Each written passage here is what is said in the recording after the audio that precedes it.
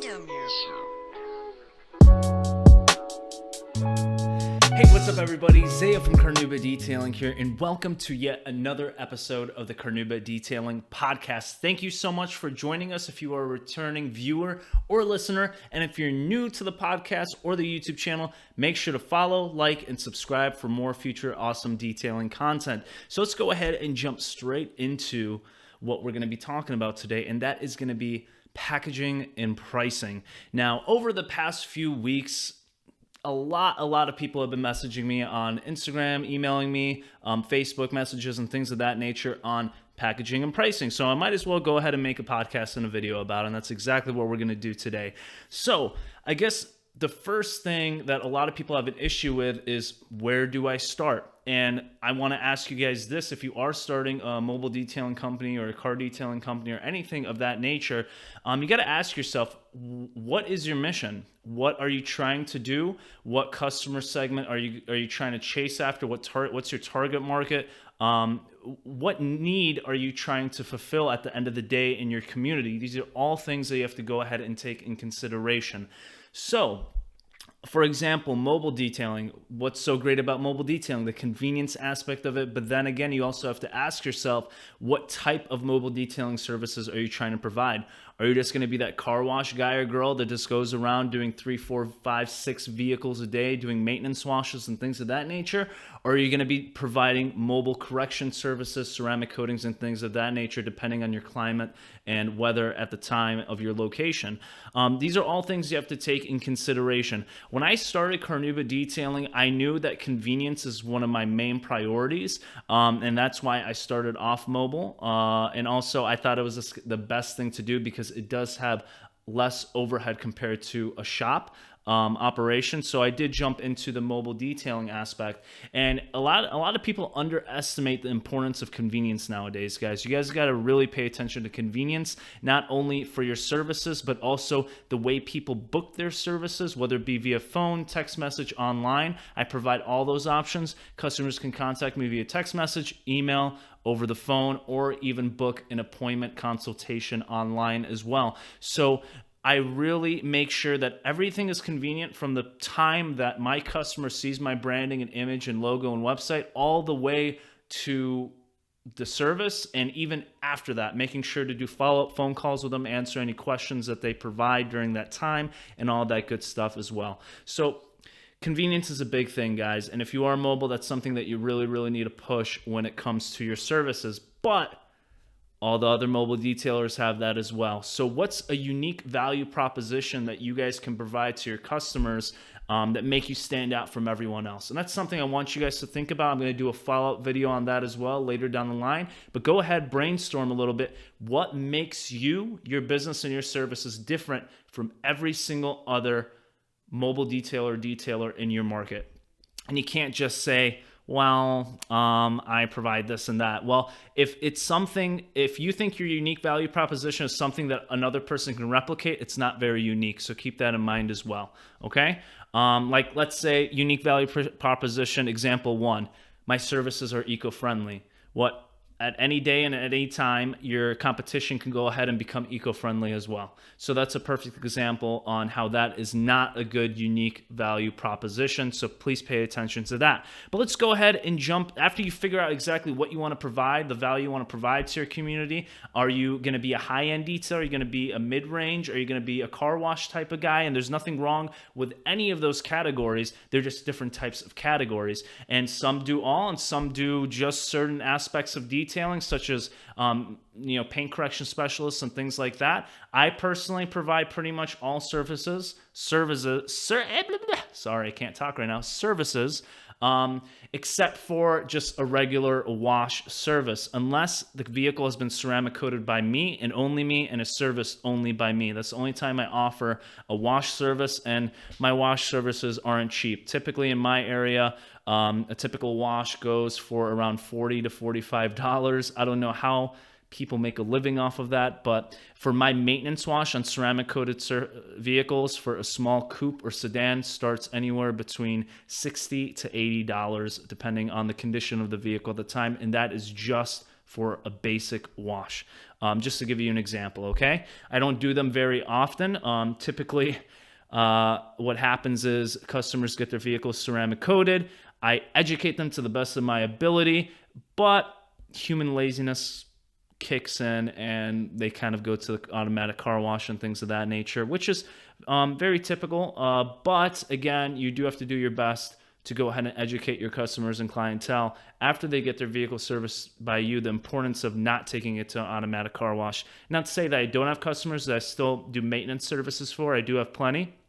And I love those customers because they understand the importance of actually getting a quality hand wash over getting something such as an automatic car wash or even a hand wash at these quote-unquote chain detail locations. That's something you have to watch out for as well. And actually, interesting story, just yesterday I received a phone call from an individual calling about a 2018 Honda Civic Black. He took it to a local automatic car wash, but also detail shop location where they have two kind of like areas on what they do their higher end detailing, and then they have their automatic and hand washes by their team at that location. And the vehicle was marred and scratched to hell. It was so bad that it literally looked like someone took 2,000 or 1,500 grit sandpaper and just rubbed it all over the surface of this vehicle. And what happened was a few cars prior to this individual's car was covered in mud, covered in dirt. They let it in and they didn't maintain the actual mitts that they were using for their hand wash and also their automatic car wash. And it completely marred this customer's vehicle surface, and I'm sure plenty of other customers as well. Now, the question is, how do we fix that? Because the automatic car wash location did notice that it was their fault, and a lot of car wash locations don't admit that damage like that is caused by their machines or by their employees throughout the hand wash and automatic car wash process. So it was nice to see that this location was actually taking that into consideration, admitting that it was their fault. Well, after further examination of the vehicle, excuse my phone, let me go ahead and mute that real quick. After further examination of the vehicle via photos and under some quality lighting, I realized this was going to need a two-step correction for sure. And I quoted the customer, and the customer is sending it out to the car wash company because they're going to be paying for it out of pocket. Obviously, the customer isn't going to be paying for it. And then we're going to go ahead and take it from there. But that's just a perfect example, guys. I know that's a little off topic on how automatic car washes and those hand wash locations aren't always the best, so watch out for those. But back to the point that I was trying to make just a little bit ago. I went completely off topic there. Forgive me about that. But packages. So let's go ahead and talk a little bit about packages, guys. When I started out, I really wanted to focus on convenience for the customer, and that also meant on how my packages and everything were set up. And I tried making all my packages a la carte, meaning my customer can go ahead and pick and choose exactly the services that they want for their package. For example, maybe they want to wash with a clay bar service, 12-month sealant, and then they go ahead and throw in an interior detail. So everything from setting up the exterior package and also setting up the interior package was all a la carte. So for interior, the shampoo was a la carte, the vacuuming was a la carte, so they can go ahead and pick and choose. It sounds good in theory, thinking that your potential customer can go ahead and pick and choose exactly what they want from their service, but it doesn't work. So do not go that route. The issue that you run into is your customer, at the end of the day, don't really know what they want to go ahead and get their vehicle to its maximum potential. You do, though. You are supposed to be the expert, the professional that advises the customer exactly what they need and exactly what they don't need. And that's why I went ahead, changed that up, and I developed specific packages for the exterior and interior, okay? And also for my ceramic coating services and pretty much the works, all right? So these packages are developed to a point, at least my packages are, where if a customer brings in a vehicle, I can go ahead, for example, my interior services are labeled as stages. So stage 1, stage 2, and stage 3. Stage 1 is good condition, stage 2 is moderate, and then stage 3 is bad. And each stage, you go ahead and you judge yourself. You are the professional. You go ahead and examine the vehicle and kind of decide what stage that vehicle qualifies for to go ahead and get it to your expectations, or in my scenario, my expectations for a vehicle. I don't want to just take a vehicle and detail it and let it out at the end of the day into the world, because that vehicle technically has my name on it at this point, because I was the last one who detailed it and touched it. And I want to make sure that that car looks awesome after I'm done with it. Not to say that it's going to look perfect, but I want to get it to its maximum potential within the budget that we are able to work with the customer. Okay? So you're more than welcome to go ahead and check out my packages on my website. I'll leave a link in the description below. Go ahead, check it out, scroll through, spend some time. I don't specifically have prices on my website, and for good reason. Everything pretty much requires either an over-the-phone consultation with photos or an in-person consultation as well. But you can go ahead and see how I structured my packages. Now, I still do have some a la carte services. Oh my gosh, I can't say this word today. Services, there we go. I do still have some a la carte on my website, but for specific services that aren't really needed at the end of the day. For example, fabric guard. Not every one of my packages come with fabric guard. That's something that my customer can go ahead and add on to a package if they would like, and it's listed as a la carte. That's a perfect example right there. Or another one for exterior, maybe a CarNewba hand wax. I don't offer a CarNewba hand wax for my package services. Everything comes with sealants or coatings nowadays for me, just because they are far more durable, add a lot more gloss and shine. But if my clientele or customer does want a little bit more depth to the paint without necessarily spending hundreds and hundreds of dollars on a paint correction service, that a la carte service with the CarNewba wax can be an option for them. Now, let's go ahead and talk a little bit about pricing. Now, this I find is the biggest issue with a lot of mobile detailers especially. And when I started out, and I'm still progressing, guys. Everything that I tell you throughout this podcast and through these videos are from a place of intuition and some experience. So don't take everything I say to you as written in stone. I want you guys to do your own thinking, question everything I say, do your own research, and try to figure stuff out yourself. But this is just what I have experienced throughout my lifetime starting up this business as someone who started really recently, only about 2 years ago, and 1 year in Arizona. So I come to you from a place of intuition. So please remember that. Now, moving on to prices. You set your prices because you set your expectations, guys. At the end of the day, your prices are based on your skill level, your talents, and the results that you provide, not your customer's budget. Please do remember that. Your prices and services are based off of your expectations, your results, and your talents, and not your customer's wallet or budget. Please do remember that. Because when I started out detailing, I talked to my customer or my potential customer, and we went ahead and decided on a package, and I asked, okay, so how much would that start off for my vehicle? Well, sir or ma'am, it starts off at around $300. Ooh, that's a bit too much out of my budget. Well, sir or ma'am, I can go ahead and throw in a 15% discount for you. That is what a lot of guys do, and that is exactly what I did. I don't do it anymore, but I was there at one time, and I have changed my game to the point where I really don't offer any discounts nowadays. Some guys might say that's bad. Some guys might say that's great. Some guys might be neutral on that fact. But for me personally, and from what I've learned from my mentors, such as Rennie Doyle, Art Baca, William Lara, all these amazing detailers that have built successful detailing locations, multiple locations for some of these individuals, and are killing it in the industry right now, have done it themselves. And that's the advice that they give to me. And after I committed myself to actually going for the budget that I set and the price that I set, things have been a lot better for me. I don't really get too much lashback nowadays when it comes to my prices. Yes, you're going to run into the customer that's price shopping. And if there's someone price shopping and looking for the lowest price, that's not the customer you want at the end of the day. You want someone that respects the talent and skill and experience and knowledge that you have, and pay for it at the end of the day. You know, if I don't want to work with someone that's only looking for the lowest price on the market. If you're looking for the lowest price, that's not me. If you're looking for the highest quality service in your area and the best results, you're coming to the right guy now. Not to say that there aren't other individuals in my market that offer amazing results just as good as mine, because there are.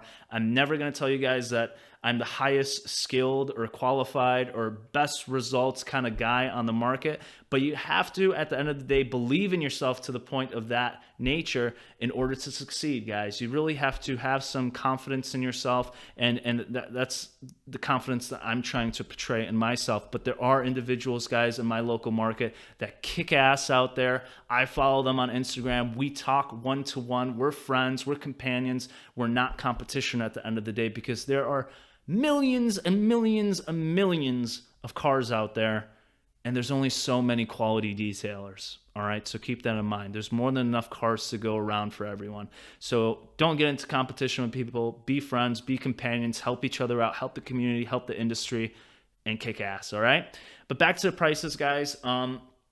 My minimum that I try to make is around $80 to $100 an hour. For example, if I'm doing one-step polish for a small coupe, so let's say a Ford Mustang or maybe a four-door sedan like a Kia Rio or something like that, that starts anywhere from $300 to $350, and I'd be able to knock out a one-step polish with a quality 6-month to 12-month sealant on there within that 3.5 or 4 hour mark, and the car looks awesome afterwards. So that's just kind of like a perfect example on how you want to go ahead and structure your packages. And again, guys, don't fall in the trap of whether your customer can afford you or not afford you. Now, I do offer military discounts. It's something that I do. That's the only discount I do offer a year long for my customers. And that's because I just want to say thank you to my military brothers and sisters out there. I'm currently a reservist right now, and I respect the people that are on active duty and serving country and everything like that. So I do offer a military discount, but that is the only discount I offer. Not to say I don't do promotions. That's something you could do as well. Rather than giving a discount, maybe give a free service, such as maybe an engine bay detail or maybe a glass-parency window coating or something like that. Because like Rennie said, people get used to discounts, but they never get used to free. Because how can your customer expect you to give something free to them every single time? And this was a great conversation I had with Detail Entrepreneurs on Instagram. Go ahead and check them out. And we talked about on a live stream on Instagram on Black Friday discounts and Black Friday sales, and why it's maybe something you don't want to do, or maybe something that you do want to do. My personal opinion on Black Friday sales, and it's not because I'm prideful or anything like that, it's more so business oriented. People are willing to wait for something like a detailing service until the sales come out. So if you are doing really big Black Friday sales, what would happen is your customer that's looking for that major detail, that refresh for their vehicle, maybe they do it seasonally or yearly on their vehicle, they're just going to wait for the Black Friday sale. And that's just going to kill your margins at the end of the day. Now, I'm more than happy to do a promotion. Like I said, give a free glass-parency service or something like that. But doing a 25 or 30% discount on Black Friday is not something that I want to do. And it's sad to see so many individuals doing that, because, I mean, I saw discounts as big as 50% on Black Friday, and not even just regular services. I'm talking like ceramic coating services. People were offering things such as lifetime coatings with a 2-step correction for under $1,000 to $1,500, depending on the size of the vehicle. Now, those packages are $3,000-$4,000 packages regularly, and they're basically offering that 50% plus discounts on Black Friday. How does that make your brand, your image of your company, you as a professional detailer look like? I don't think very good. For me personally, I think that looks kind of a bit desperate during the holidays, don't you think?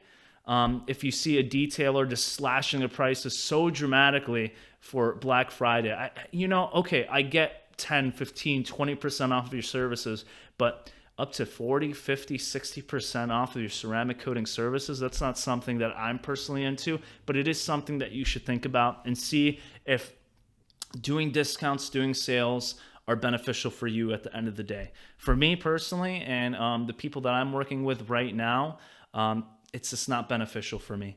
And with the prices that I have, I'm not the cheapest in my area. I wouldn't say I'm the most expensive, but I am a lot pricier than I would say 80% of my local market in Surprise. And at the end of the day, 7, 8 out of 10 of my customers still tip me after their service as well.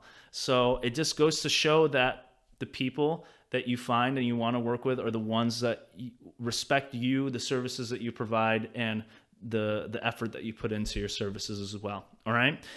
So we talked a little bit about packages. We talked a little bit about pricing. We talked about how you are the one that needs to set your pricing, because you set your pricing based off of your results and not your customer's budget, which is, I think, 100% true at the end of the day. Not to say that, don't be that asshole that thinks you're worth $1 million, okay? Who was the Jordan Peterson? Said, I don't have the exact quote, but he said something like, you're really not worth anything at the end of the day, but you have to prove your worth to your community and to the world. So don't think you could just go out there and start charging $100 an hour or $500 for a one-step paint correction and a sealant or anything like that, because the market will backlash at you. You do have to prove your worth over time. Now, like I said, I've been doing this for a year now, and it's been a super, super slow grind, at least in my mind, but I was constantly pushing my quality, my results, and to all the people that I spoke with, whether it be family, friends, community members, and it wasn't in a sales or anything kind of pushy kind of way. It was just talking to people, guys. People do not like salespeople, all right? Just talk to people normally and answer questions. And that's kind of how I got to where I am right now. Is I just stood in the crowd and told everyone that, hey, if you need any help with automotive detailing in general, not just services, I'm not asking you to buy my services or anything. I just want to help you maintain your car. And that right there started the relationship to actually purchasing one of my services. Offer help, offer your community knowledge and education, and they'll come to you when they have questions. And after that point, they'll also come to you for your services as well. Just something that I know through my experience has worked for me. I'm not a pushy sales kind of guy. If you call me and ask about my services and say, well, another individual offers it at a lesser price, all I say is like, all right, sir, just make sure that you check out the reviews, their testimonials, and also see if they're a certified detailer. That's also very important as well. You want to make sure that the detailer you're working with is someone that's educated, trained, and knows what they're doing to protect your investment. Because at the end of the day, guys, cars are investments for a lot of people. We want to make them a safe and habitable place when it comes to the interior, looking nice, clean, and fresh for family and kids and pets as well. And then we want to make the exterior look poppin' as well. So these are all things that you want to take in consideration, guys. So we spoke a little bit about packages. We spoke a little bit about pricing. We spoke a little bit about discounts and things like that. This podcast was just a little bit of everything. If you guys have any questions later down the line, please feel free to go ahead and comment below. I'd be more than happy to help you out with them. Besides that, make sure to like, follow, subscribe, check out my Instagram page and all that good stuff. And like always, guys, thank you so much for watching. I guess one last thing I want to add before we end this podcast is, again, guys, please take everything that I say with a grain of salt. I'm just here to help you out to the best of my ability when it comes to beginners out there that are trying to detail as enthusiasts, or whether you're trying to start a detailing business or anything like that. I don't know everything. I never claim to know everything. I'm just here to help you out the best I can.